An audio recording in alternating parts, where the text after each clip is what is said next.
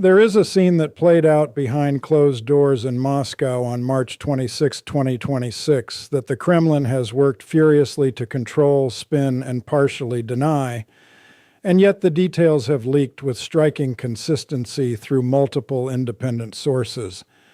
Vladimir Putin, the man who has ruled Russia with an iron grip for a quarter of a century, who has jailed opposition leaders, poisoned critics, and systematically dismantled every institutional check on his power, stood before Russia's most powerful oligarchs and business elites at the Congress of the Russian Union of Industrialists and Entrepreneurs, and asked them for money, not demanded, asked. And what happened next? In the gap between what Putin wanted and what he actually received, tells you more about the true state of the Russian regime in 2026 than any intelligence briefing, battlefield map, or Kremlin press release. To understand the significance of that Moscow meeting, you must first understand the economic and military context that produced it. Russia, in early 2026, was a state under compounding pressure from multiple directions simultaneously. Interest rates topped 16%. The IMF had recently cut its growth forecast to just 0.6%. Russia had burned through half its liquid sovereign wealth fund. Official military expenditure in 2025 was estimated at 15.5 trillion rubles, spending that had quintupled since 2021. Revenue from oil and gas had dropped 34% in November 2025 compared to the same period the previous year. To cover the record-high budget deficit, Russia raised its value-added tax from 20% to 22% on January 1st, increasing the cost of living for ordinary citizens. The Russian war machine was running on fumes, patched together by repression, propaganda, and the steady exploitation of contract soldiers drawn from Russia's poorest regions with promises of wages far exceeding anything civilian life could offer. The war in Ukraine had lasted longer than the Soviet Union's entire involvement in World War II, 1,418 days, and had yielded less than 1% of additional Ukrainian territory in all of 2025. Then the U.S.-Israel war on Iran began in late February 2026, and everything changed, but not in the way Moscow hoped. Yes, the Strait of Hormuz blockade sent global oil prices surging above $100 per barrel, temporarily injecting windfall revenues into Russian coffers.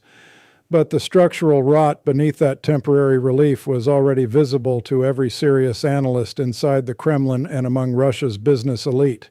Higher prices after the Hormuz blockade pushed Brent above $100 per barrel, around 70% higher than at the start of the year, which reportedly pushed Vladimir Putin toward a decision to continue the war and to attempt to capture northern Donbass at any cost.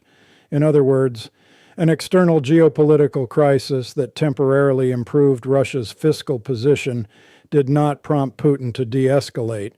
It prompted him to double down. And that decision, to use a transient oil windfall to fuel deeper military ambition, brought him to that room in Moscow with Russia's oligarchs. What happened at the Congress of the Russian Union of Industrialists and Entrepreneurs on March 26th was, by the standards of Putin's Russia, a remarkable political event.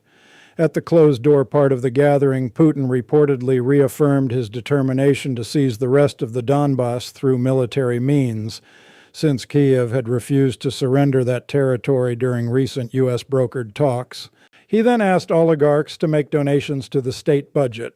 According to sources cited by independent Russian outlet The Bell, he framed these payments as voluntary contributions to the state budget, which is experiencing a record deficit due to war-related spending. One attendee summarized Putin's message bluntly: "We were told we will keep fighting." Another added, "We will advance to the borders of Donbass." Now, the framing matters enormously here. Putin did not walk into that room and issue a decree. He did not threaten. He did not invoke emergency wartime legislation. He asked, he proposed, he solicited. And what he received in response was not the enthusiastic, synchronized unanimity of a ruling class rallying behind its leader. It was a transaction conducted under duress with the texture of a shakedown rather than a patriotic moment. Billionaire Suleiman Karimov pledged 100 billion rubles, approximately $1.23 billion, while metals magnate Oleg Deripaska also agreed to contribute. One of the Bell's sources said the idea of shaking down business in a difficult time for the country originated with longtime Putin crony Igor Sechin, head of state-owned oil company Rosneft. The Kremlin notably later attempted to reframe the event, claiming Putin had merely supported an initiative put forward by an unnamed tycoon rather than demanded contributions. That denial tells its own story. If the meeting had gone smoothly and the oligarchs had rallied with genuine enthusiasm, there would have been no need to rewrite what happened. This episode must be read against the deeper structural transformation of Russia's ruling class that has been underway since 2022. Carnegie researcher Alexandra Prokopenko, who spent years inside Russia's central bank apparatus before leaving after the full-scale invasion of Ukraine, has documented this transformation in granular detail. From sovereigns to servants argues that Russia's ruling class is disillusioned and fragmented.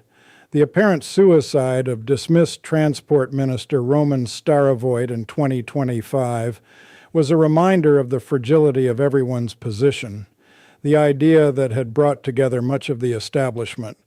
Autocratic modernization, the belief that despite an authoritarian system, a rational state capable of balancing interests could still emerge, has obviously turned out to be a failure.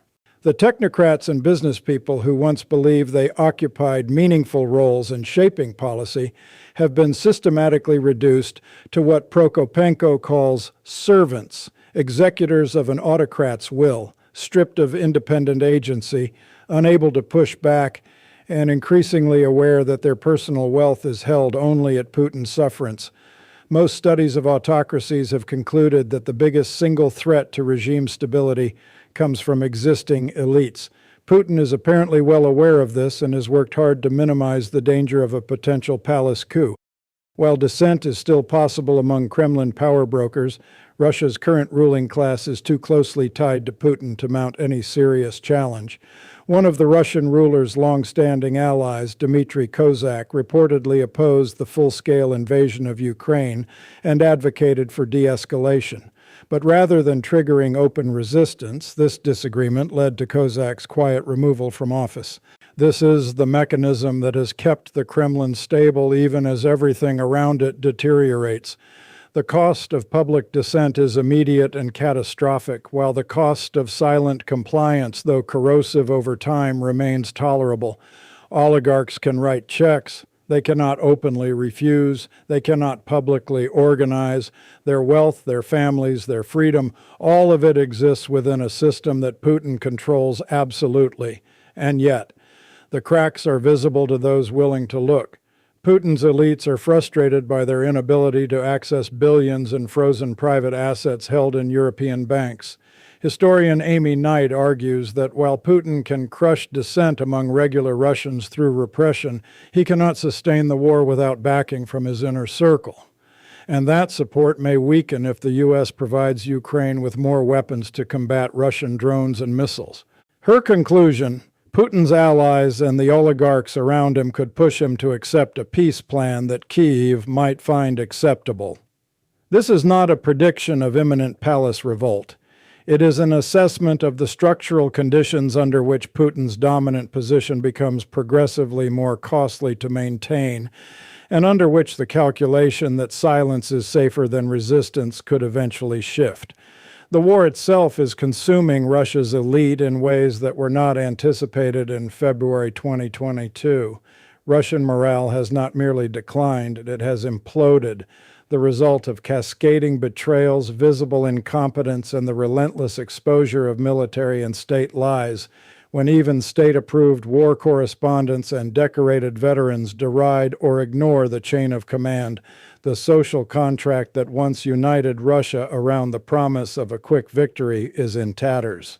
Independent polls have found that up to 72% of Russians surveyed would support Putin ending the war immediately, while more than half prefer a ceasefire to any new military offensive. That 72% figure is not the irrelevant noise of a powerless populace. It represents the family members of soldiers, the small business owners crushed by interest rates, the workers whose wages have been eaten by inflation, the young men who have watched their peers return from Ukraine in body bags or with permanent injuries. These are the constituencies that Russia's oligarchs know intimately because they employ them, trade with them, and depend on their purchasing power for the businesses that generate the wealth Putin now wants to redirect into the state budget. British expert Hamish de Breton-Gordon has assessed that a peace agreement with Ukraine is the best scenario for Russia, as future events will only worsen the situation.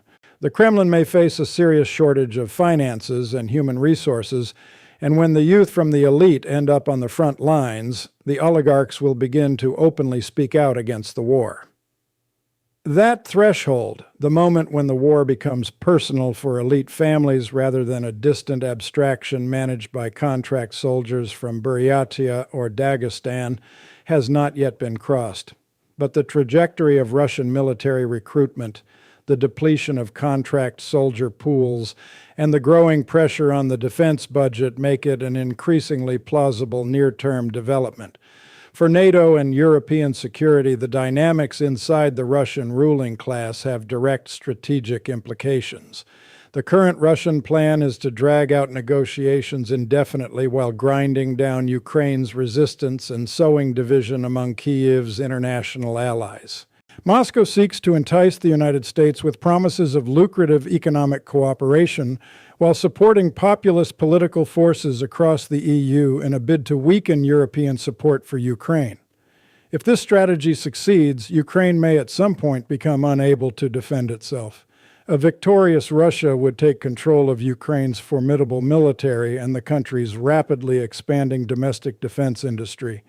Putin would then command the two most powerful armies in Europe with unrivaled combat experience and knowledge of drone warfare. The attrition strategy is real, and it is coherent, but it depends critically on Russia's ruling class remaining cohesive enough to sustain the war economy, the political consensus, and the repressive apparatus that keeps all of it functioning. NATO is finally moving with its top commander and Secretary General outlining shifts in policy. Here, too, Putin's window for action is closing.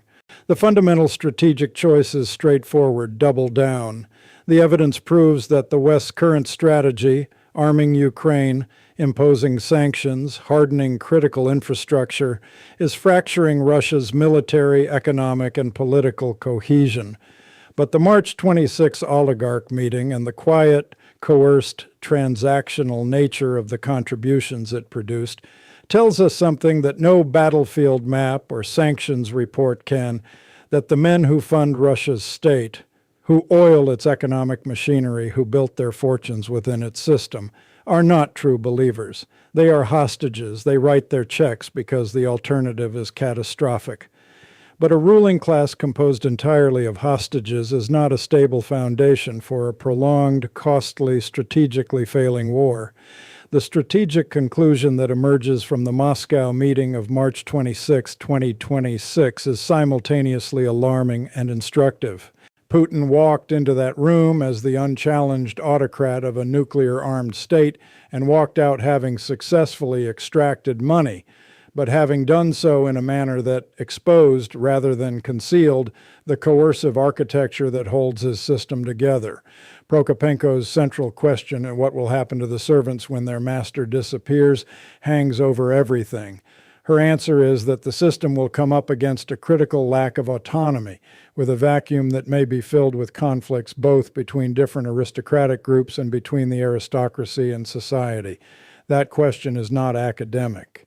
Russia in 2026 is a state in which the gap between the official narrative of national strength and the private reality of institutional fragility, economic strain, and elite disillusionment is growing wider with every drone strike, every body bag, and every forced voluntary contribution to a war budget that the men writing those checks know, in private, is being spent on a strategy that cannot deliver the victory Putin has promised.